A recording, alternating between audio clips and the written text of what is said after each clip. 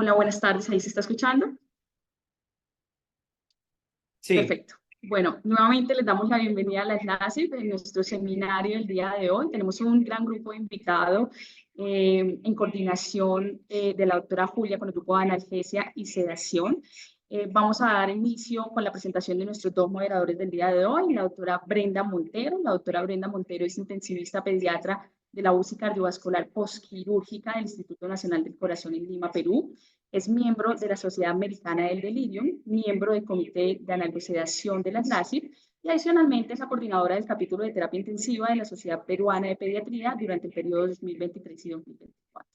Tenemos una gran invitada, también la doctora Sibela López, desde Brasil, intensivista pediatra formada en la Escuela Paulista de Medicina, miembro pues, activo de la Sociedad de Terapia Intensiva Pediátrica, trabaja en el Hospital de Santa Carina, São Paulo, y es tutora del Hospital Infantil Cándido Fortuna, miembro del comité también de analgosedación de las LACI.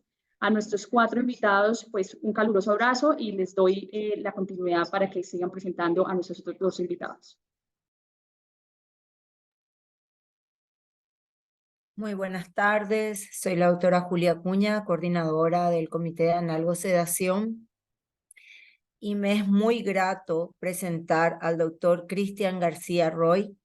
Él nos va a hablar el día de hoy sobre humanización de las unidades de cuidados intensivos. Es una persona que ha luchado por este ítem tan importante, porque los cuidados no se basan y no terminan solamente en la medicina. Tenemos que humanizar nuestras unidades de cuidados intensivos, ya que eso le da un confort al paciente y hace que estos pacientes salgan más rápido y mejor de las unidades de cuidados intensivos, ¿verdad? Y que no tengamos problemas traumáticos en el post. Entonces, doctor Cristian García, jefe de la terapia intensiva pediátrica del Sanatorio Mater Dei de Buenos Aires, miembro de la Sociedad Argentina de Pediatría, de la que fue secretario del Comité de Terapia Intensiva. Doctor, te damos la bienvenida. Un honor para nosotros tenerte en este webinar. Muchas gracias. Ante todo, agradecer a las autoridades de la Sociedad Latinoamericana de Cuidados Intensivos Pediátricos por invitarme. Voy a compartir con ustedes un power sobre la experiencia, más que todo después de muchos años y cerca de la jubilación, de cómo lograr o cómo buscar la humanización de nuestras unidades de cuidado intensivo. Bien, para muchos de nuestros pacientes, familiares e incluso para muchos de nosotros del personal de salud, el hecho de ingresar a terapia intensiva puede significar como bajar al infierno, según las palabras de muchos de nuestros pacientes, familiares e incluso de colegas frente a situaciones de muerte o de enojo, de violencia, etcétera, como que el ingresar a nuestro cuidado intensivo era literalmente bajar al infierno. Entonces, ¿cómo podemos hacer para que esta situación no sea de esa forma y sea, bueno, ir a un lugar humano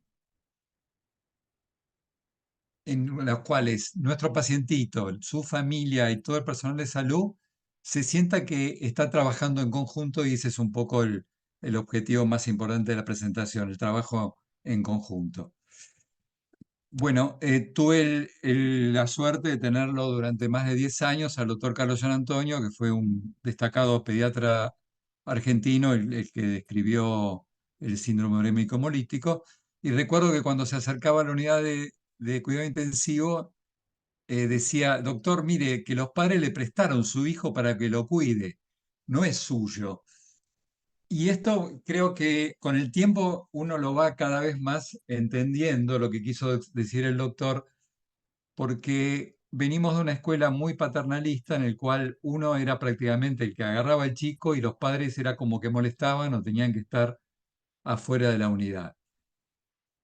esta situación de, de carteles diciendo horarios, del no, de salga, vamos a hacer un procedimiento, salga, que lo tenemos que lavar, que lo tenemos que pesar, etcétera, etcétera, creo que implicaba de alguna forma adueñarse del paciente y no es la intención que creo tenemos la mayoría de los pediatras e intensivistas.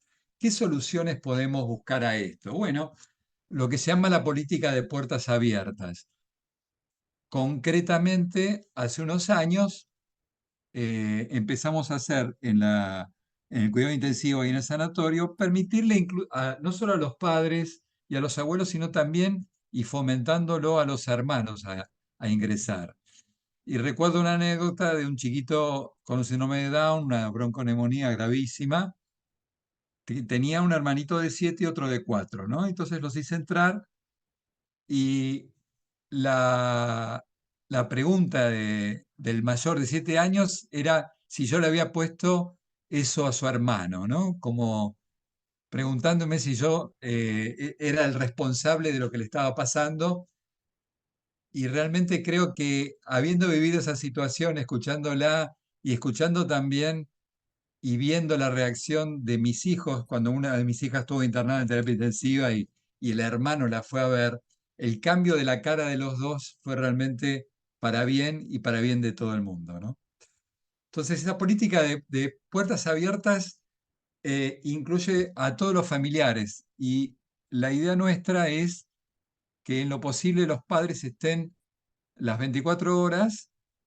Si está muy grave, están autorizados, por supuesto, a quedarse los dos, y los abuelos, los hermanos, etcétera, ingresan con el único, con la única condición de que se laven las manos.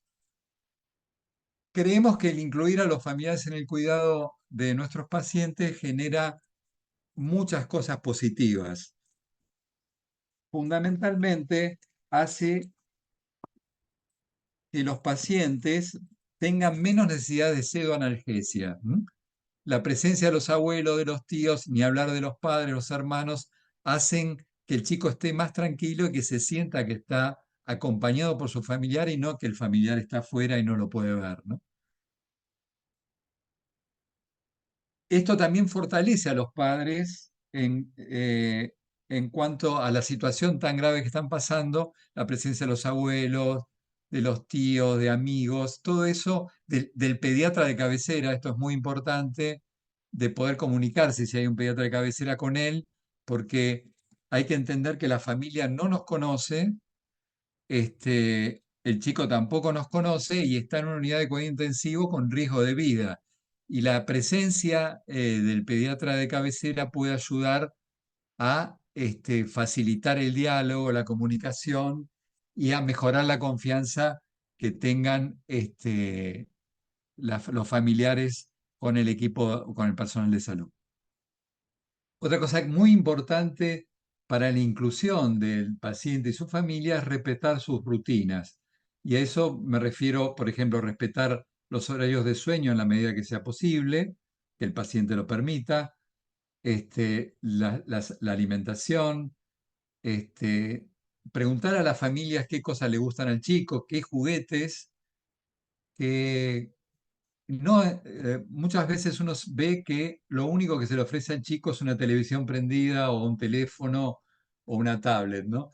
Y realmente creo que eso es una forma de desconectarlo más de la realidad. Y quizás que la mamá, el papá o la abuela le cuenten un cuento, que escuche una música, que juegue con uno de sus juegos, que pueda dibujar o hacer algún juego con su familia ayuda a que el chico se sienta más a gusto y más confiado en el entorno y en lo que hacemos como personal de salud.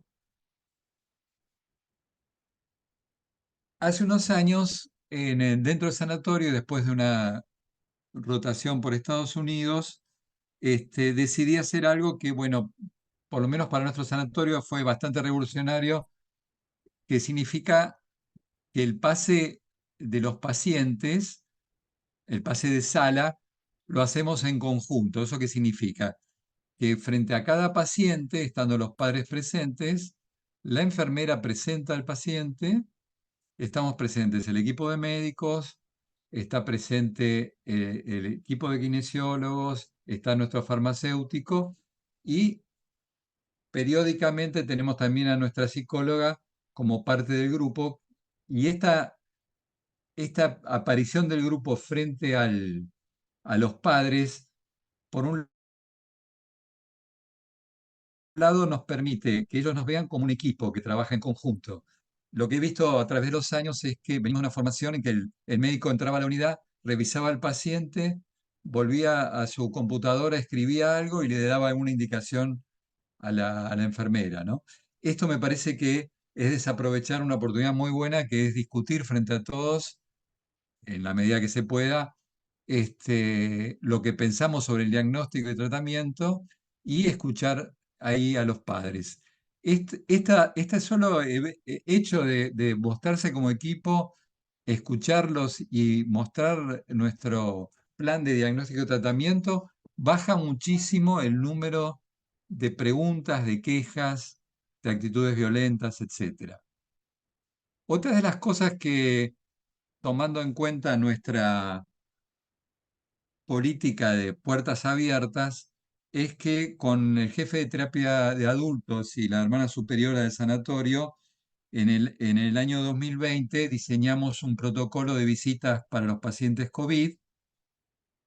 Por supuesto que fue ese protocolo especialmente para personas adultas, pero el protocolo que en su momento significó un riesgo dentro de nuestro país porque no estaban permitidas las visitas, pero con una búsqueda muy profunda y con la ayuda de amigos de Brasil y de España, pudimos hacer un protocolo y fue aceptado no solo por las autoridades del sanatorio, sino por las autoridades del ministerio, y pudimos ser el primer sanatorio que permitió las visitas a los pacientes en COVID.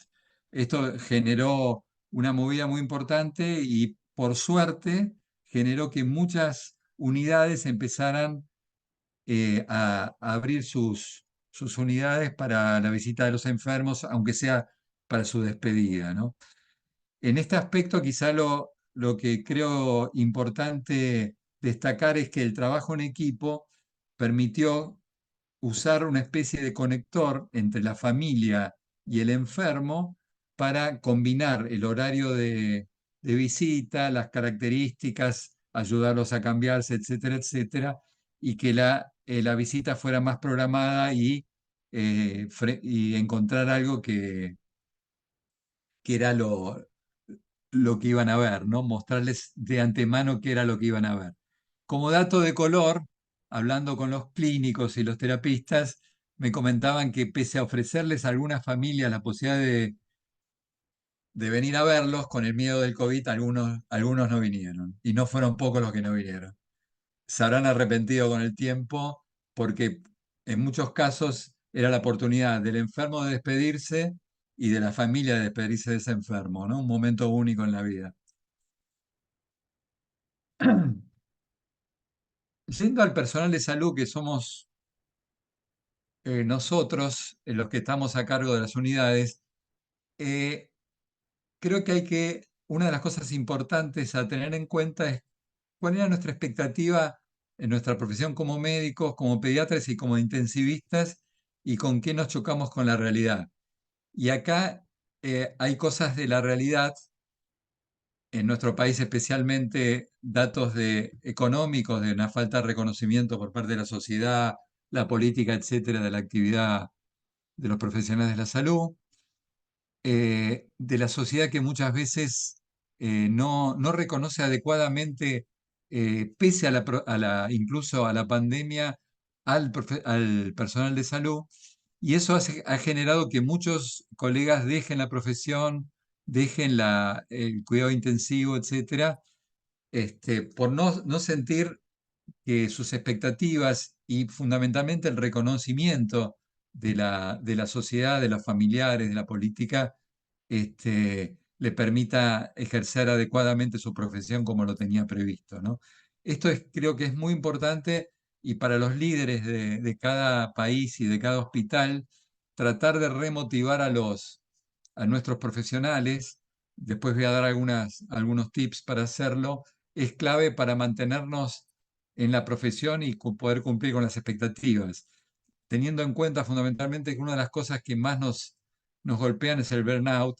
El burnout es la burocracia, y tratar de mejorar los procesos es clave para poder hacer de nuestra profesión en cuidado intensivo una profesión que querramos hacer todos los días y que no sea un descenso al infierno, ¿no?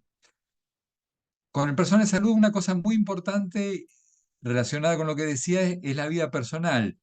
Muchos intensivistas, muchos médicos, sacrificamos muchas cosas, mucho tiempo con nuestra familia. Recuerdo una experiencia en Canadá, que había un horario en que le decían al médico, bueno, doctor, se tiene que ir, pero no terminé tal cosa, tal otra, mire, su horario terminó, y nosotros sabemos que si usted no se va ahora, esto va a resentir en su vida familiar y en su vida personal.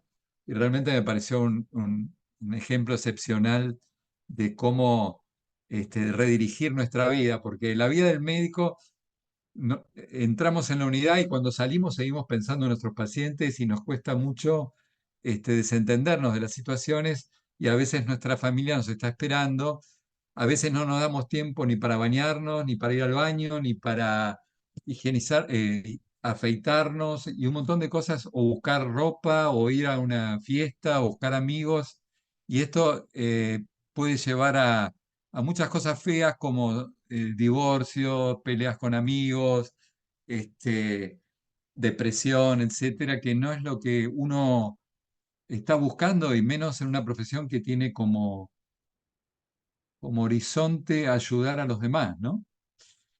Por eso lo último de este slide es quién cuida del que cuida, y acá hay muchas cosas que podemos hacer entre todos, de preocuparnos por las personas que tenemos al lado, de ver en qué están, cómo está su familia, sus hijos, sus animales, su viaje de vacaciones, todo lo que podemos hacer por los demás, e incluso eh, ver si está enfermo, cómo está manejando esa enfermedad, aconsejarle profesionales, buscarle estudios, ayudarlos. Todo eso, que son pequeños detalles, ayudan a cuidar a los compañeros que están cuidando a nuestros chicos. De ahí, esto es muy, muy importante. Bueno, yendo a la capacitación en esta área para que podamos humanizar nuestras unidades, la ciencia creo que es lo que menos problemas suele traer, aunque la recomendación es ir cada semana o cada 2 semanas haciendo algún ateneo interno para discutir casos, hacer un debriefing de casos que no salieron de la forma que uno quería,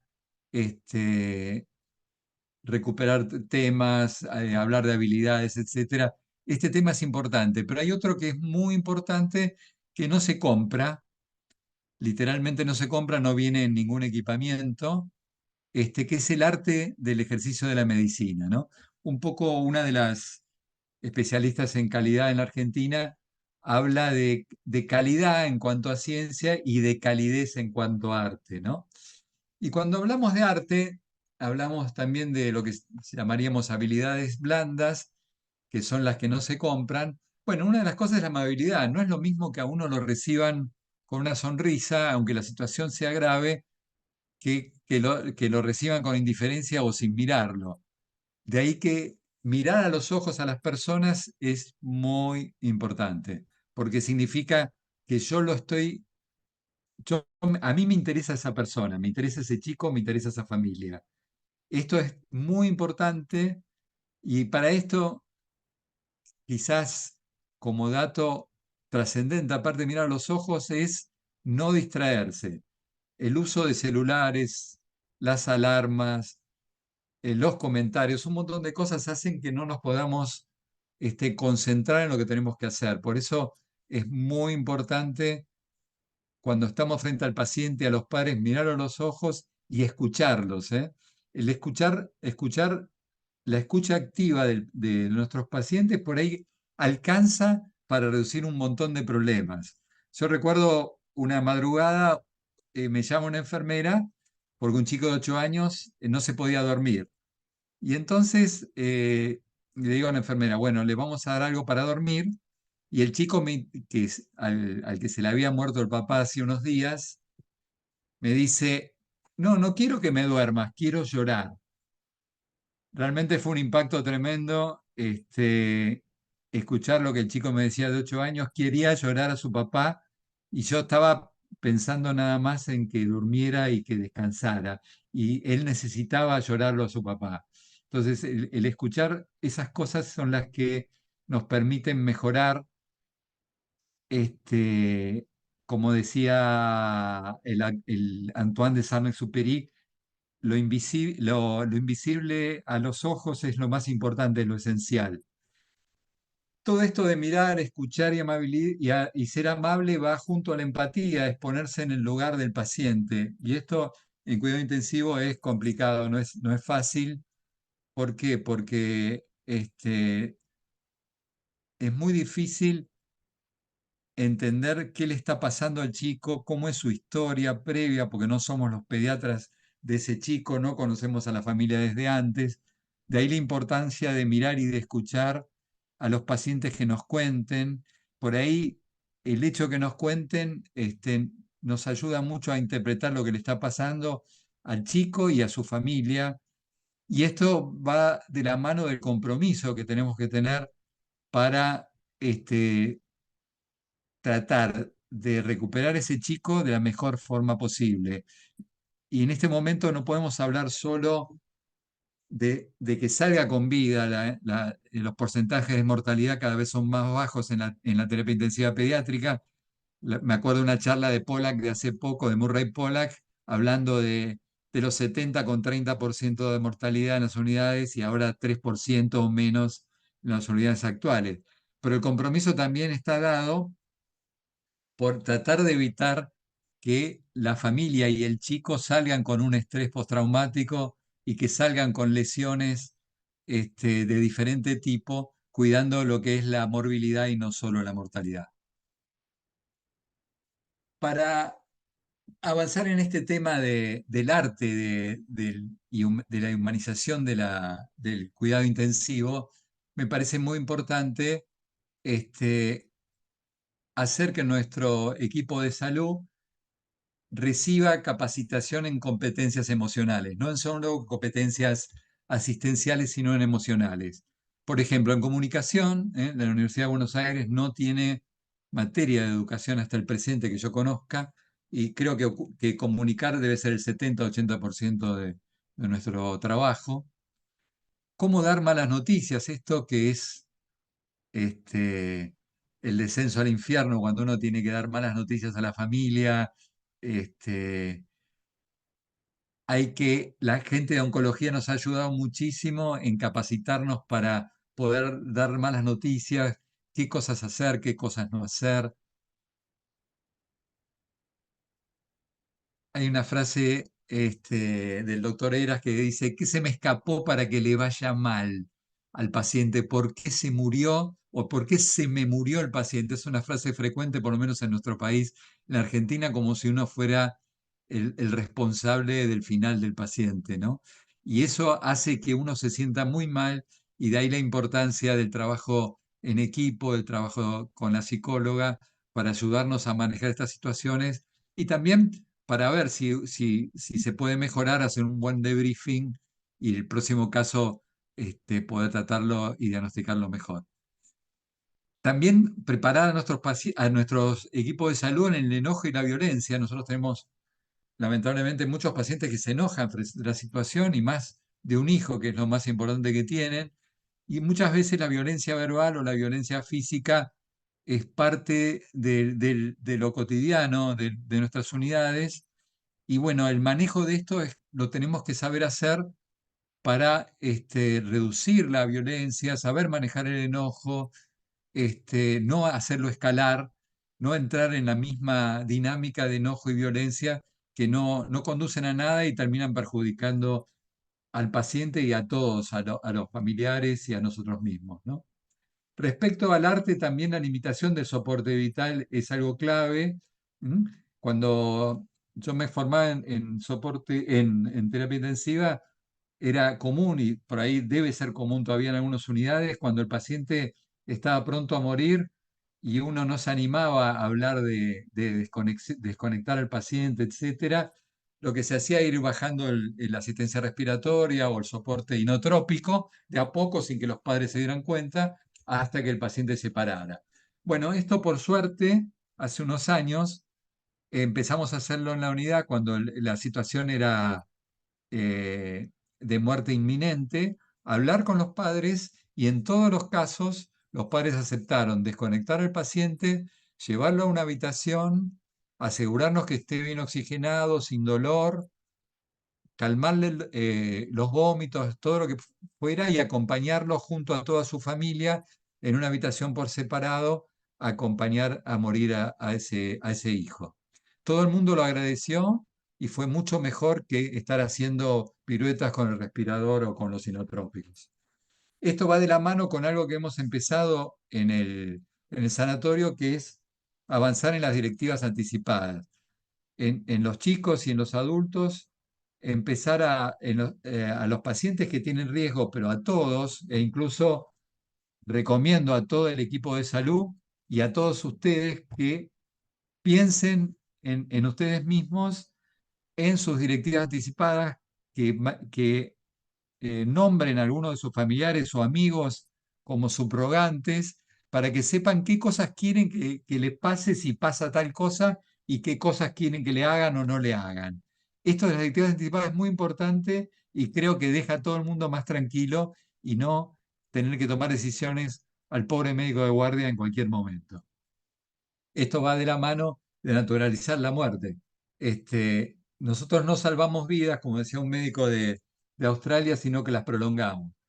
Así que acompañar a bien morir junto con los paliativistas es parte del arte y es algo que tenemos que enseñar y compartir entre todo el personal de salud. Como dice el doctor Gabriel Heras, recomiendo buscar en Internet, en YouTube, etcétera, el proyecto HUC, que es Humanizar los Cuidados Intensivos, es un terapista de Madrid excelente, que ha hecho que en gran parte del mundo se trabaje en mejorar y humanizar las unidades de cuidado intensivo, mejorando todo lo que sea para el paciente, para las familias y para todo el personal de salud. Por eso es dentro de ese arte y dentro de lo que es capacitarse en lo emocional, poder diagnosticar mejor el sufrimiento, no solo diagnosticar una neumonía, una insuficiencia respiratoria o un fallo renal, sino también diagnosticar que el paciente está sufriendo, porque el dolor lo podemos calmar, el sufrimiento también por ahí acompañando a la familia, dándole la mano, a veces llorando con ellos. Todas estas cosas son muy importantes. Y termino por el horario hablando que mejorar los espacios donde están nuestros pacientes y nuestros familiares, donde está el personal de salud, ayuda a humanizar el lugar y también facilitar los procesos para que la burocracia no haga que todo el personal de salud como los familiares vivan quejándose. Lamentablemente, hace poquito un agente de San Pablo escribió un libro excelente que se llama 24 horas sin quejarse. Como que la posibilidad de dejar de quejarnos y ver y empezar a dar las gracias por todo lo bueno que tenemos y lo que podemos compartir y servir a los demás. Muchas gracias.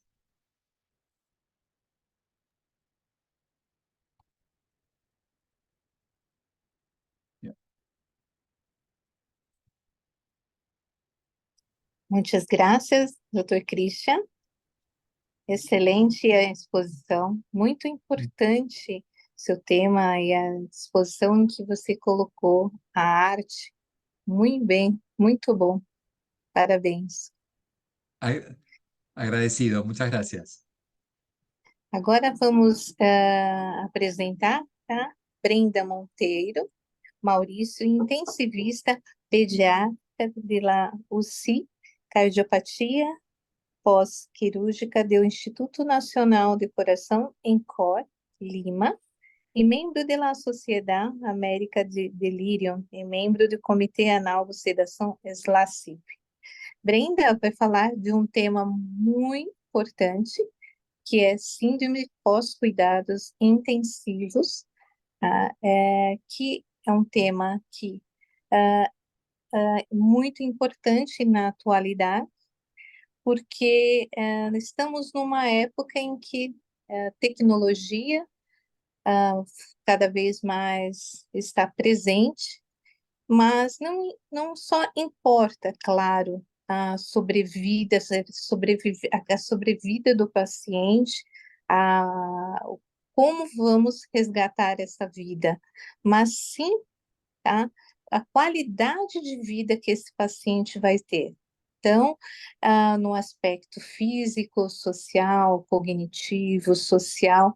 Então, nós temos vários frameworks que eles falam, tá? Esses domínios em 4 esferas, e que eu acho um tema muito importante de ser reforçado na atualidade. Brenda, é um prazer estar com você.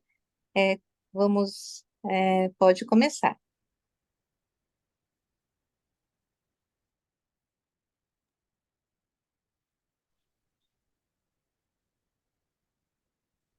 Hola, buenas tardes, ¿me escuchas? Sí, Perfecto, muchas gracias. Sí, yo soy Brenda Montero, gracias doctora Cibeles por la presentación. Estoy muy contenta de participar en esta actividad. Me encargaron el tema ¿qué sabemos del síndrome postraumático? No tengo ningún conflicto de interés. Los objetivos de esta ponencia van a ser describir en primer lugar el síndrome post-cuidados intensivos en pediatría, revisar la frecuencia y el desarrollo del trastorno de estrés postraumático en niños y sus padres y describir algunas medidas de prevención.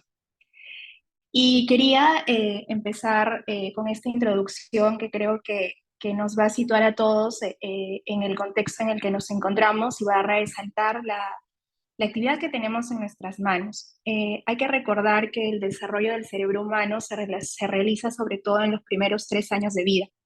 Las conexiones neuronales para las diferentes funciones se van a desarrollar secuencialmente y se van a producir en estos primeros años. Y es importante tener en cuenta que si en estos primeros años ocurre un estrés o una adversidad significativa, va a presentar en esta etapa de la vida, se van a aumentar los factores de riesgo para que estos niños presenten algún grado de retraso en el desarrollo. Entonces, toda noxa que ocurre en el niño en estos primeros años de su vida va a repercutir directamente en su desarrollo posterior. Por otro lado, lo que tenemos es dónde se atienden estos niños y cómo ha evolucionado esta población. Entonces, la pregunta es, ¿la población de la UCI pediátrica ha cambiado? Y efectivamente es así. Como vemos en esta gráfica, tenemos un trabajo del doctor Pollack del año 87, donde hablábamos de la mortalidad de UCIs pediátricas de Estados Unidos de alrededor del 8%, y muchos años después, otro trabajo de UCIs del mismo país, del 2014, nos hablan de una mortalidad alrededor del 2%.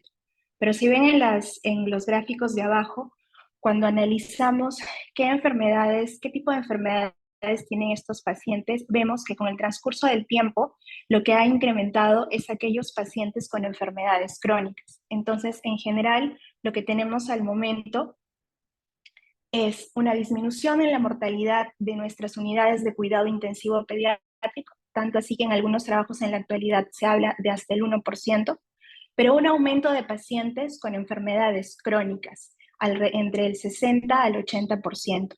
Entonces es importante tener en cuenta esto porque tenemos en nuestras manos a pacientes que están en una importantísima etapa del desarrollo y además que en la actualidad nuestras UCIs tienen pacientes con mayores factores de riesgo al tener mayor porcentaje de enfermedades crónicas. Ahora quiero recordar cuál es nuestra cultura tradicional en la unidad de cuidados intensivos. Y aquí hacía un pequeño esquema de lo que he vivido en mi UCI por mucho tiempo y creo que quizás a muchos de nosotros nos puede pasar. Un día por la mañana. No duerme, es un peligro, hay que sujetarlo, hay que sedarlo más. Es resistente, la sedación no es suficiente, ahora hay que relajarlo, un bolo de Rocuron y Stat. Ya duerme, ya está relajado, pero ahora necesita más apoyo del ventilador mecánico. Días después, se ve agitado, intranquilo, parece que no conecta. Este, creo yo, es un círculo vicioso que vemos con frecuencia en nuestra unidad, al que quizás nos hemos acostumbrado por mucho tiempo, pero creo yo que con las investigaciones que cada vez son más numerosas, debemos tener claro que debería cambiar. Este círculo vicioso está asociado a algunas complicaciones que pueden ocurrir durante la atención en la unidad de cuidados intensivos pediátricos. Tenemos complicaciones que se pueden presentar en la etapa aguda, como que el niño se extube, si lo vemos agitado todo el tiempo y no logramos tener el nivel de sedación adecuado, o que accidentalmente se remueva algún dispositivo invasivo. Tenemos luego, a largo plazo, o a mediano o a largo plazo, otro tipo de complicaciones que también están relacionadas a la atención y que durante mucho tiempo no veíamos o no éramos conscientes del real porcentaje, pero ahora tenemos cada vez más trabajos que nos hablan, por ejemplo, que en 25 UCIs pediátricas se encontró una prevalencia de alrededor del 25% de delirio, en otro trabajo en Canadá del 2018 un porcentaje del 23% de debilidad adquirida en UCI, y del síndrome de abstinencia hasta el 65% de presentación en una población de alrededor de 100 pacientes. Entonces, esta cultura tradicional se ha visto que está asociada a ciertas complicaciones, como las que les muestro en esta diapositiva. Esta cultura que hace que prioricemos que nuestro paciente no se extube, que no se desplacen los dispositivos, que no se arriesgue la estabilidad hemodinámica, por estas prioridades buscamos sedar profundamente e incluso usar bloqueo neuromuscular. Esto está asociado a inmovilidad y se pueden presentar algunos síndromes como los que ya he mencionado. Y esto, como ya les decía, forma parte de esa cultura tradicional de la unidad de cuidados intensivos que está asociada a ciertas complicaciones. Pero la pregunta es, ¿todo se queda ahí? ¿Esto se ve solo, el efecto de esto solo lo veo cuando mi paciente está en la unidad? Y la respuesta es no, ¿no? Porque si bien es cierto, estas condiciones llevan a mayor tiempo de ventilación, mayor tiempo de estancia hospitalaria, mayor riesgo de infecciones e incluso mayores costos, creo yo que la relevancia de eso va mucho más allá, porque todos estos resultados van a directamente afectar la funcionabilidad de nuestro paciente. Estos pacientes posteriormente pueden tener algún grado de alteración funcional y eso definitivamente va a menguar su calidad de vida, pero no solo de él, sino también de su familia. Y cuando menciono esto, introduzco el tema del PICSP o el síndrome post-cuidados intensivos pediátricos. Y entonces, la historia de nuestro paciente no se acaba cuando le damos el alta de la unidad, sino va más allá. Y vamos a hablar ahora, nos preguntamos ahora, ¿hasta cuándo se ven las consecuencias de estas complicaciones? Recordemos que nosotros recibimos a un niño en un estado basal. Este niño no está solo, viene de un entorno y su principal núcleo es su familia. Este niño ingresa tiene una situación crítica que compromete su vida y esto lo lleva a ingresar a la unidad de cuidados intensivos pediátricos, donde va a vivir toda una experiencia, pero recordando, no solo él, sino también su familia. Definitivamente esta experiencia va a impactar en su desarrollo. Y es ahí donde tenemos que hacer un análisis completo, porque va a impactar tanto en la esfera de salud física como en la salud cognitiva, la salud emocional y la salud social. Tenemos que ver de manera global esto porque todas las esferas son realmente importantes. Y lo más importante, creo yo, además de hacer esta evaluación integral, es conocer que la trayectoria de la recuperación es variable, puede ir desde días e incluso hasta décadas, ser ondulante, tener un patrón lineal, ir en mejoría o incluso empeorar a lo largo del tiempo. Esto es lo que constituye el síndrome post-cuidados intensivos pediátricos, que tenemos que tener en cuenta porque nos va a permitir llegar al tema de fondo que me habían encargado, ¿no? El síndrome post-cuidados intensivos pediátricos, como vemos, afecta a 4 dominios, y dentro del dominio de la salud emocional, como vemos, está que es la capacidad que uno tendría para adaptarse a estresores positivos o negativos. Podemos ver que estos pacientes pueden presentar la habilidad emocional, síntomas de estrés postraumático, síntomas depresivos, incluso ansiedad. Recordemos también las otras esferas, como se puede haber un compromiso de la salud física, y esto tiene que ver sobre todo, como ya les había mencionado, disminución de la funcionalidad, problemas de dolor agudo y crónico, dificultades en la alimentación, problemas de movilidad, retraso del crecimiento. La salud cognitiva, pues definitivamente en algunos de estos pacientes se ha visto bajo rendimiento escolar, problemas de memoria, dificultades de la atención. La salud social, que este paciente al regresar a su medio habitual se retire de algunas actividades que practicaba con frecuencia, el ausentismo escolar, la ansiedad social y problemas de identidad como dependencia. Entonces, todas estas son las esferas que se pueden alterar en un paciente a su alta de la UCI. Y como hemos visto, la trayectoria de este compromiso puede ser variable. Ahora vamos a hablar de lo que me habían encomendado, luego de tener toda esta introducción en la que buscaba resaltar que las acciones que hacemos en estos pacientes que están transitando por una etapa del desarrollo importante van a repercutir no solo en la fase aguda, sino posteriormente. Y un ejemplo de esa repercusión es el trastorno de estrés postraumático. Y como ven en esta tabla, diferentes pacientes con diferentes patologías van a poder presentarlo. Definitivamente la internación en una unidad de cuidados intensivos puede ser el evento estresante. Otras patologías que se han asociado como diagnósticos en UCI que están más asociados a estrés postraumático son el distrés respiratorio y la sepsis, ¿no? Entonces hay una serie de eventos que pueden llevar al paciente a desarrollar estrés postraumático. Vamos a hablar de esta patología. A lo largo de la historia han sido múltiples las descripciones de cómo el ser humano reacciona ante una experiencia traumática. Si bien es cierto, lo que pasa en la mayoría de personas es que sufre un trauma y lo supera sin mediar ayuda, otras personas no logran hacer esto y desarrollan un cuadro conocido como trastorno de estrés postraumático. En niños, esto oficialmente se estableció como diagnóstico desde el DSM-3 en el año 1980. En 1994 se hablaba ya de que tanto las lesiones o los diagnósticos que motivaban el ingreso a una unidad de cuidados intensivos como el tratamiento de estas eran potenciales eventos estresores para que los niños y también sus padres pudieran presentar este diagnóstico. Ahora hablemos de la neurobiología de este trastorno. Definitivamente van a existir una serie de cambios biológicos que se pueden producir frente a un evento estresor severo, ¿no? Hay personas que luego de un tiempo logran superar la situación y su organismo vuelve a un estado de adaptación sin dejar secuelas. Otras personas, por razones de vulnerabilidad personal de causa hereditaria o adquirida por experiencias en etapas previas, se sienten totalmente impotentes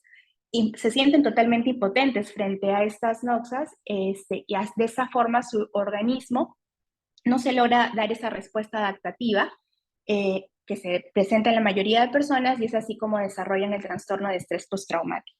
Dos puntos importantes a mencionar en la neurobiología de este trastorno: la disregulación en el funcionamiento del eje hipotalámico hipofisiario adrenal, que se tiene dentro de una de sus causas más importantes a la hipersecreción del factor liberador de corticotropina, y el otro punto es la disminución de la función del sistema serotoninérgico, que como sabemos es responsable de la regulación o de la inhibición del sistema noradrenérgico.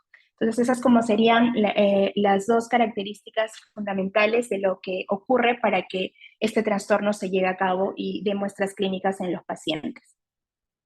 En relación al diagnóstico, definitivamente tiene que haber un trauma, y este trauma puede ser la experiencia directa, ser testigo de esa experiencia, o sea, por ejemplo, sería nuestro paciente que está atravesando la experiencia de estar en la unidad. En relación al testigo directo podría ser el padre que está viendo esta experiencia tan difícil que está atravesando su hijo, y en otros casos puede ser que uno conozca o le cuenten el evento que está atravesando alguna otra persona. ¿Cuáles son los síntomas claves? La reexperimentación de este evento traumático, como tener recuerdos intrusivos, flashbacks, pesadillas, respuestas físicas y emocionales exageradas ante eventos parecidos al que han vivido ya. La evitación de lugares, pensamientos o conversaciones relacionadas al trauma, la hiperactivación, como alteraciones del sueño, irritabilidad, concentración dificultosa, hipervigilancia, y también síntomas emocionales como la pérdida del interés, el aislamiento social o la restricción afectiva. Ahora vamos a ver algunos trabajos que se han realizado para indagar un poco más sobre este trastorno de estrés postraumático en niños y sus padres, luego de la admisión a unidad de cuidados intensivos. Esta es una de las revisiones más grandes que encontré, que si bien es cierto ya tiene varios años de publicada, mostraba desde el 2002 información interesante, ¿no? Hablaba del estrés postraumático en los pacientes, en los niños, y en esta revisión que buscó trabajos hasta el año 2010, se hablaba de una prevalencia de trastorno de estrés postraumático que iba entre el 5 al 28%, y de los pacientes que cumplían el diagnóstico como tal de este trastorno. Pero también hablaba de la prevalencia de los síntomas. No llegaban a cumplir el diagnóstico, o sea, todos los criterios, pero tenían síntomas asociados a este trastorno. Y ese porcentaje sí era mayor, entre el 35 y 62%. También se indagaban en este trabajo por factores asociados. En esta revisión se encontraron como factores asociados a este diagnóstico la gravedad de la enfermedad. En niños mayores, la percepción que tenían ellos de la gravedad de la enfermedad que estaban atravesando. Y otro factor que se asoció fue el número de procedimientos médicos. A mayor procedimientos médicos realizados, mayor probabilidad de desarrollar estrés postraumático. El otro dato interesante que también muestra el trabajo es el estrés postraumático que se podía presentar en los padres. La prevalencia que se halló para los padres fue entre el 10 y el 20%. Se analizó incluso comparando el porcentaje de padres y madres, y se halló un porcentaje mayor, alrededor del 21 a 24% para las madres frente al 7% en los padres. Y también se buscó aquí padres que no cumplían todos los criterios, pero tenían síntomas, y ese porcentaje definitivamente fue mayor, hasta el 80% incluso. En relación a los padres, también se encontraron factores asociados, y el principal factor que se encontró fue la percepción que ellos tenían de la gravedad de enfermedad de su hijo.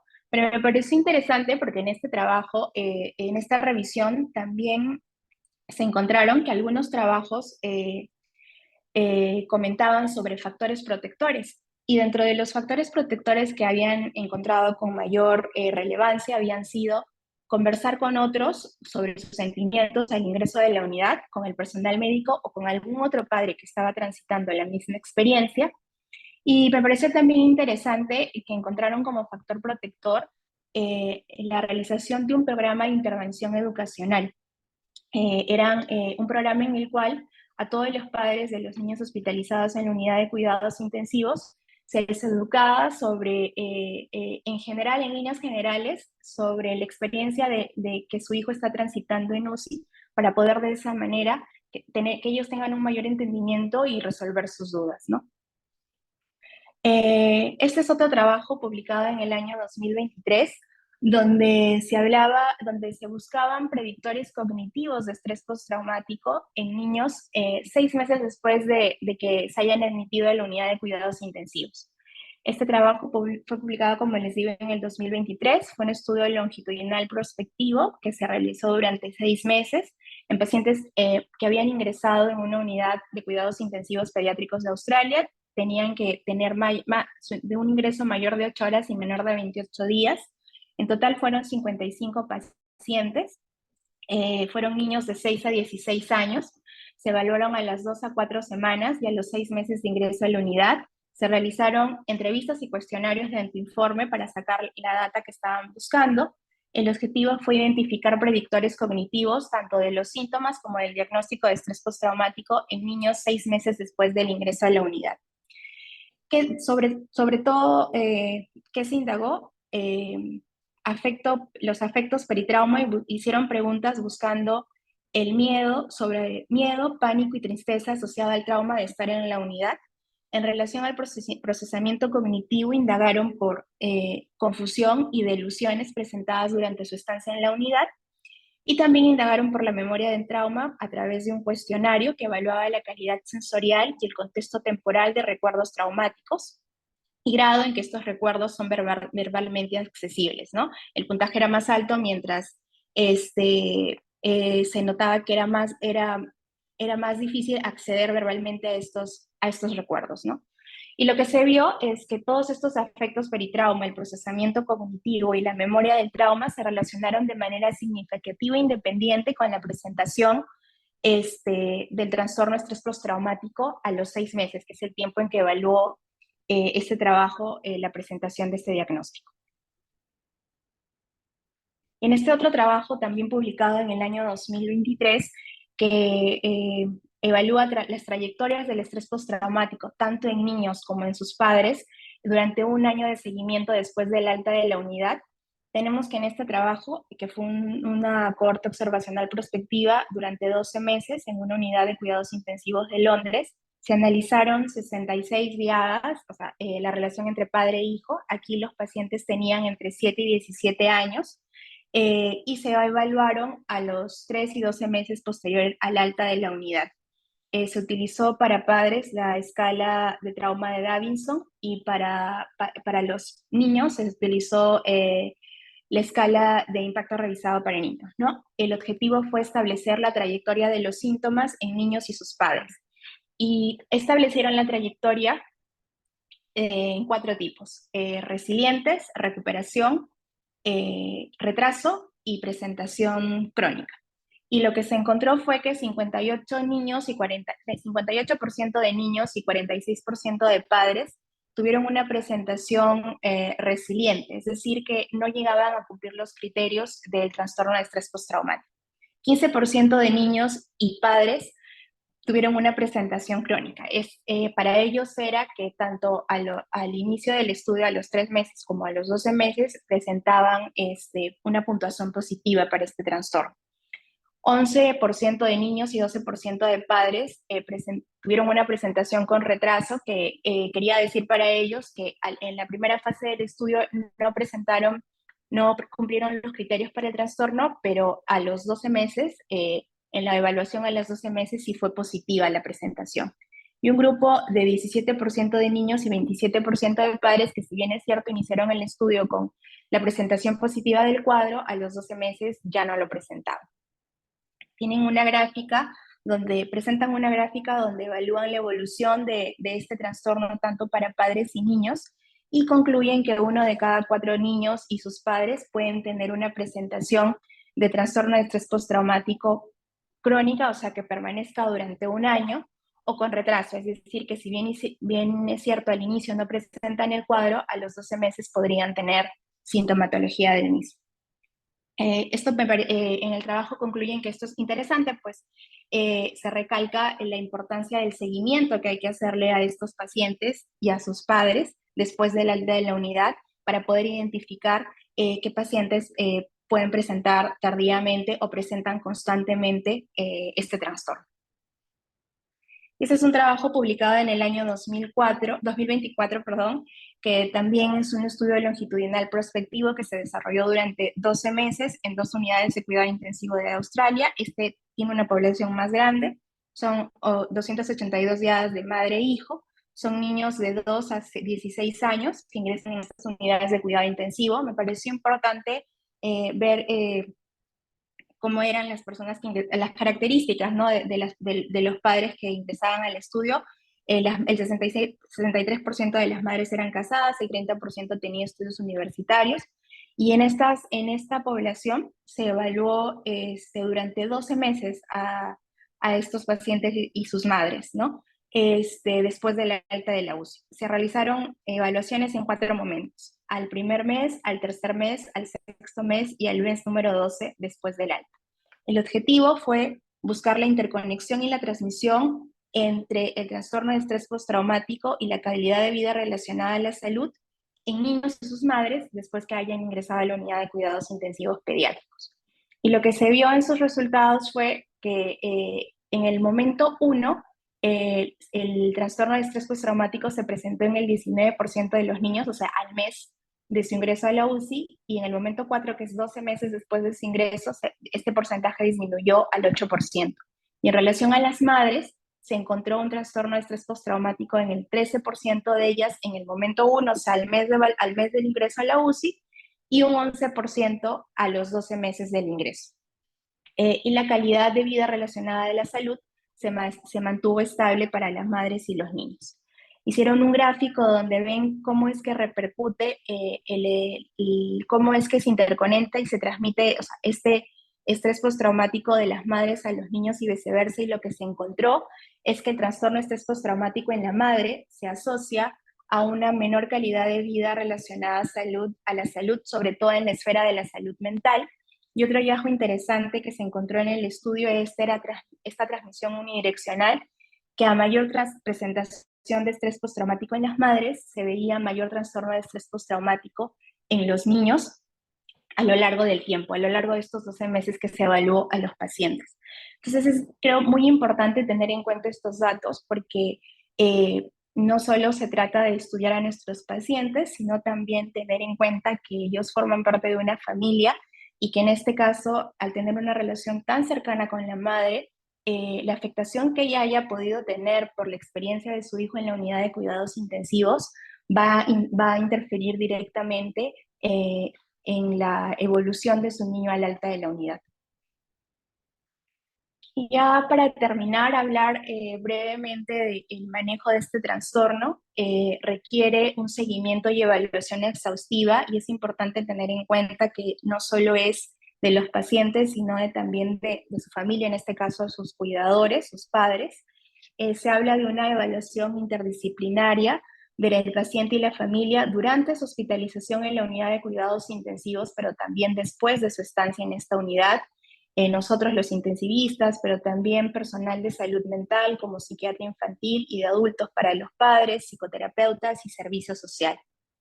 Hay fármacos que se pueden utilizar en la medida de que la presentación de los síntomas sea agresiva y no haya cambios con todo el manejo interdisciplinario. Los fármacos que se pueden usar son inhibidores selectivos de la recaptación de serotonina y los inhibidores selectivos de la recaptación de noradrenalina.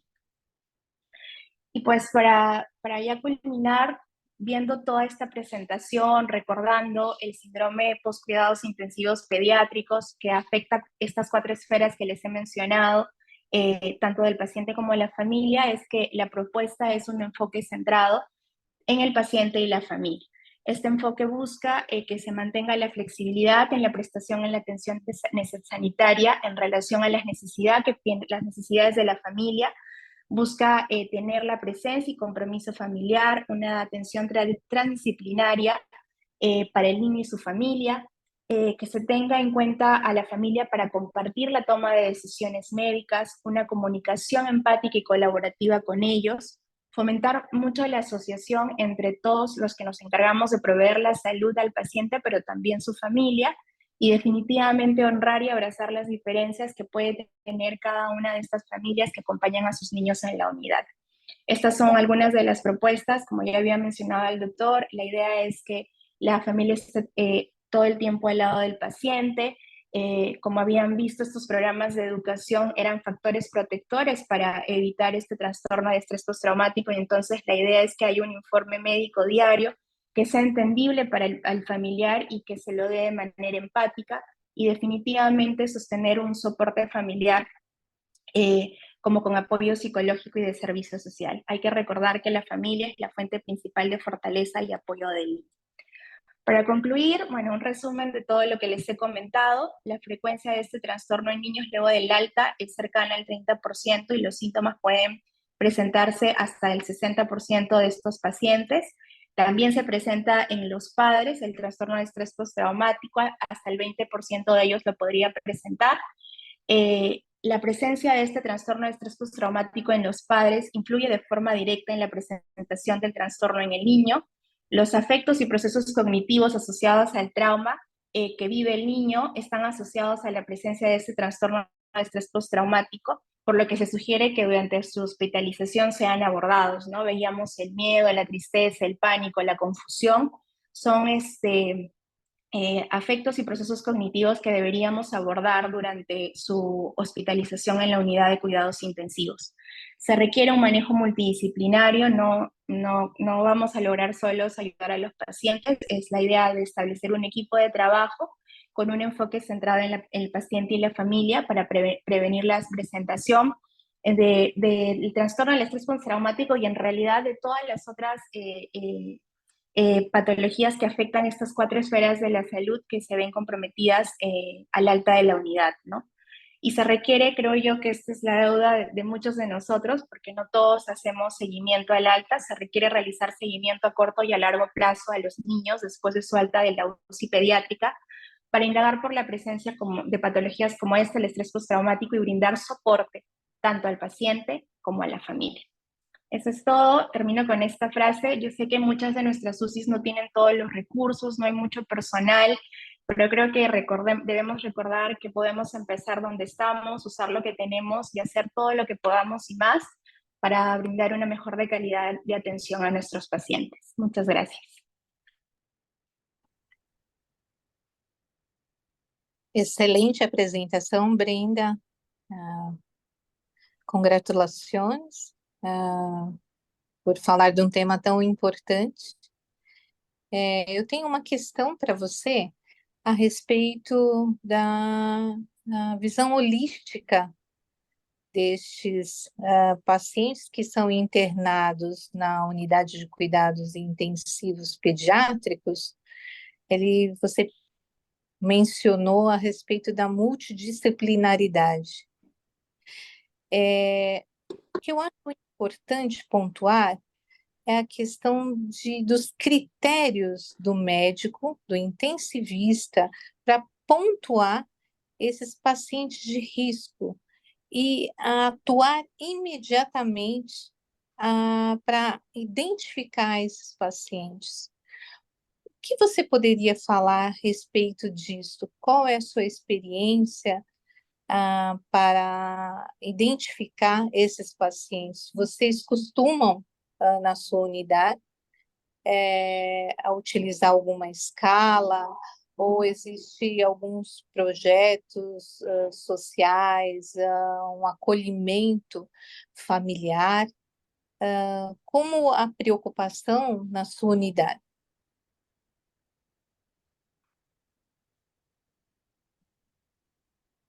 ¿Entendiste la pregunta, Brenda? Más o menos. Si querés, lo que Sibeli quiere saber es si ustedes tienen una puntuación para los pacientes, para poder definir a los pacientes como con síndrome postraumático, y si tienen también una unidad de manejo de los pacientes post salida de la unidad de cuidados intensivos.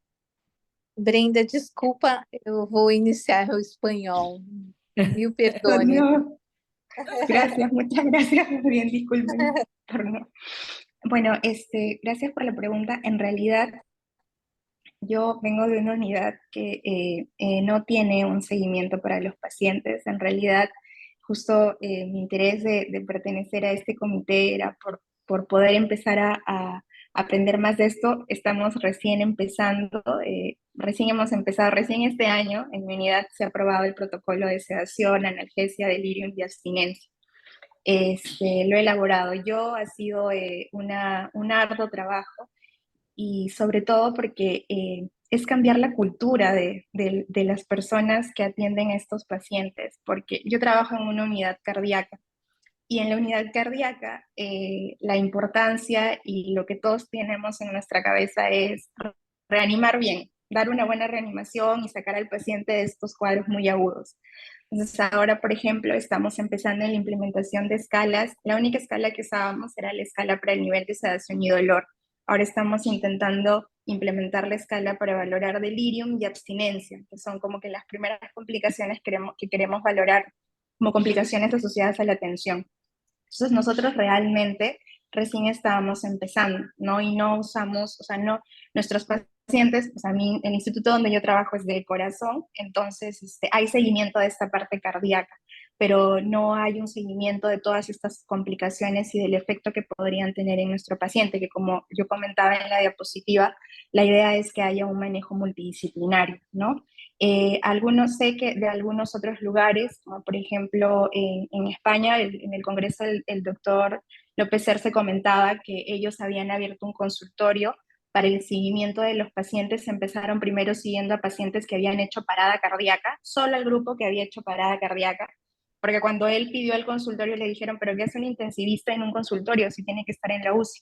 Pero finalmente ellos por iniciativa abrieron el consultorio y ahora ya tienen más patologías que siguen, ¿no? Yo creo que ese es el camino, ¿no? Que podamos ser conscientes de que estos pacientes se les haga un seguimiento, quizás empezar primero por determinados diagnósticos, quizás los que tienen diagnósticos que tienen más riesgo de presentar todas estas cuatro esferas alteradas o, por ejemplo, más riesgo de estrés postraumático y hacer el seguimiento, ¿no? Pero creo que eso es a lo que apuntamos, porque realmente creo que son pocas las unidades, las unidades que tienen este programa, ¿no? De seguimiento.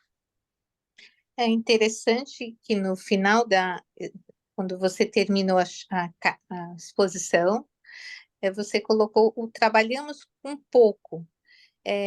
Pouco poderia como identificar pessoas,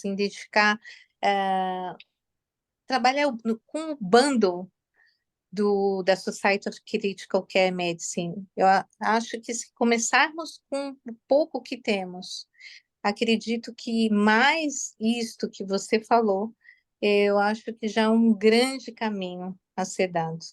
Graças.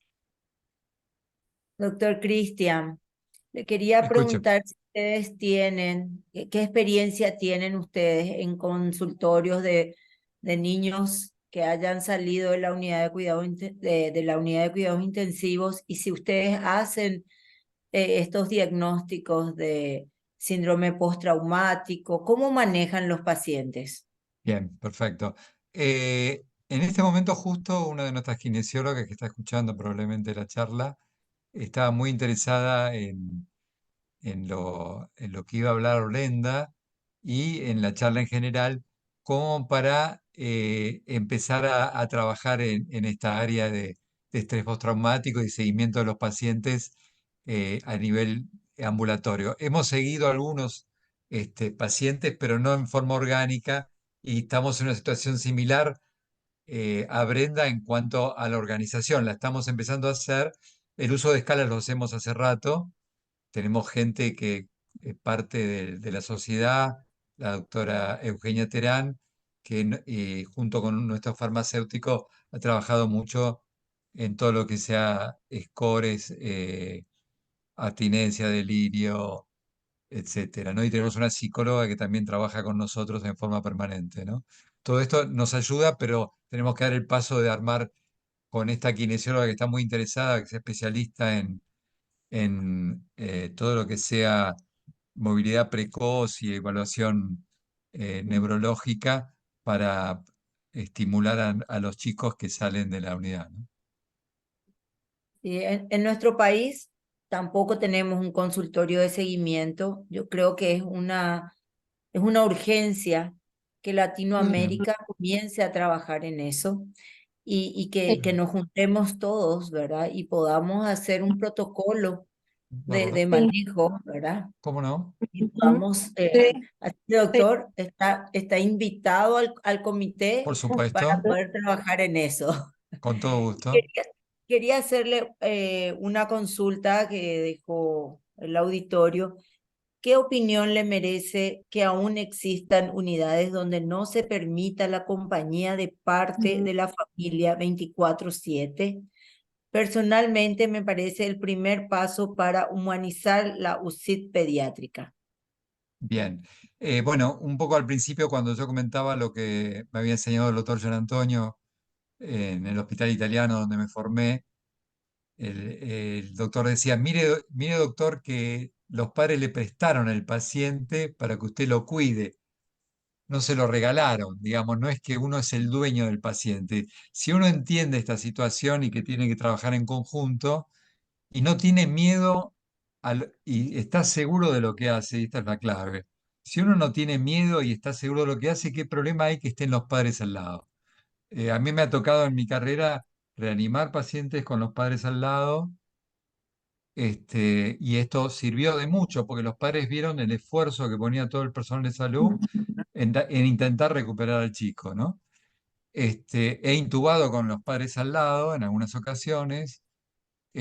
Son todas cosas que hacen, que le hacen bien a la familia porque ven el esfuerzo del personal de salud, el compromiso, y no hay nada que tengamos que ocultar. Si estamos ocultando algo, estamos haciendo algo mal, ¿no? Entonces, ¿qué sentido tiene que los padres estén afuera si nos pueden ayudar desde calmar al chico, reducir el uso de sedantes y analgésicos, ayudar a bañarlo, a limpiarlo, a tantas cosas, a cantarle, a contarle un cuento, a todo lo que el chico hacía antes y eso permitirle que no se sienta que está en Marte al cuidado de unos desconocidos, ¿no?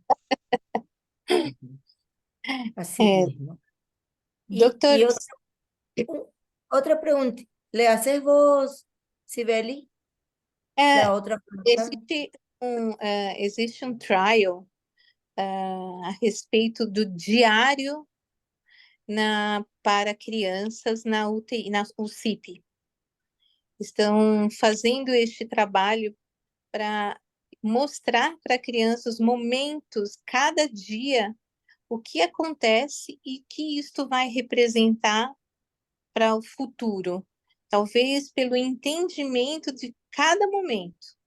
Achei muito interessante Lo he hecho con sobre. algunos pacientes, Sibel, É, y les encantó y no solo para el presente, sino para el futuro, para que la madre o el padre le sim, cuente después qué fue lo que pasó, porque son momentos muy decisivos, muy importantes, que unen o destruyen una familia o que pueden tener un impacto terrible en el personal de salud si uno no trabaja en grupo, en equipo y ayudándose entre todos, ¿no? tira fotografias e cola diário. Todos, achei muito interessante, muito. Hace unos años, creo que en el mundial anterior, había una becaria del Hospital de Niños de Pittsburgh que presentó un trabajo sobre un año con los padres haciendo un diario durante la internación en el cuidado intensivo, ¿no? De todo lo que había pasado día a día. Ah, em Pittsburgh. Muy En Pittsburgh, interesante. sí, sí, Interessante. Doctor Cristian, sí. otra consulta que le hacen. Dentro del manejo compasivo y humanizado de los pacientes en el plan de fin de vida, ¿es importante la extubación? Creo que es muy importante. No sé si la pregunta va si es parte del cuidado, pero sin la menor duda, cuanto menos aparatos tenga el chico y uno lo pueda, lo digo por la experiencia que he tenido en estos años, explicar a los padres que primero que no hay, la muerte es inminente y será 1 hora o 5 horas o 3 y es más sufrimiento para todos.